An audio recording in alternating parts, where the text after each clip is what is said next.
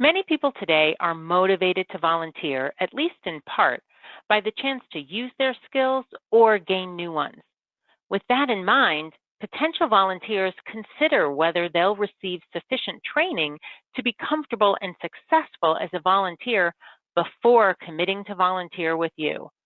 As such, volunteer training is more important than ever. Welcome, and thanks for being here. Volunteer New Hampshire is bringing this series to you to help you more effectively engage volunteers, from cultivating passionate advocates to recognizing their tremendous impact.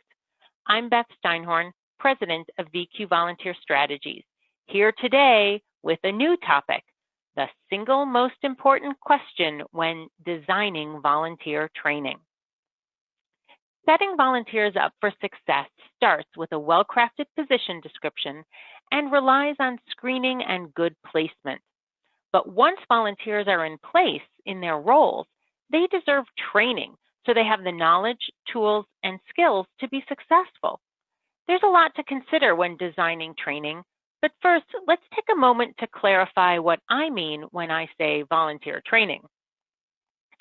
Training is a comprehensive effort to ensure volunteers have the skills, knowledge, and tools to be effective in their particular volunteer position.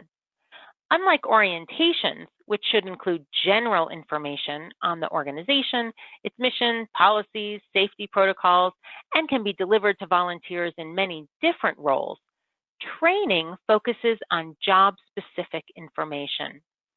So a training for volunteers who provide wellness check-in calls to seniors, for example, are going to differ significantly from the trainings that are provided to the volunteers who help process donations through the same organization's donor management database.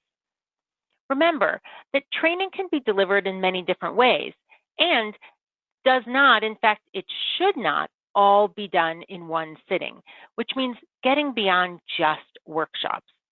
Training can include on-demand recordings, on-demand resources or toolkits available online, mentoring by more experienced volunteers, plus on-the-job experience. With that in mind, especially that on-the-job experience piece, remember that the most important thing to consider when designing training is this: prioritize your information.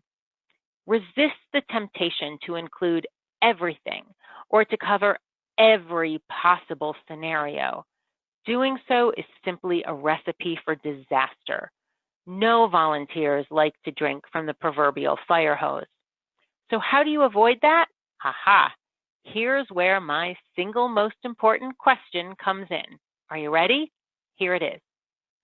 What gaps in knowledge or skill would impede a volunteer in this role? Let me say it again. What gaps in knowledge or skill would impede a volunteer in this role?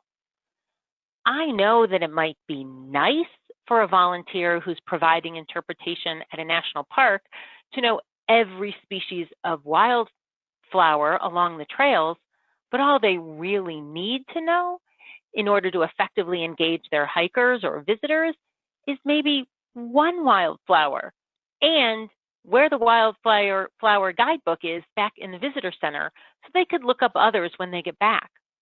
By focusing on this question, what gaps in knowledge or skill would impede a volunteer in this role, you're forced to focus on what is really necessary in order to get a volunteer started performing in this position while also avoiding overwhelming them. I'm Beth Steinhorn. Thanks for joining us today.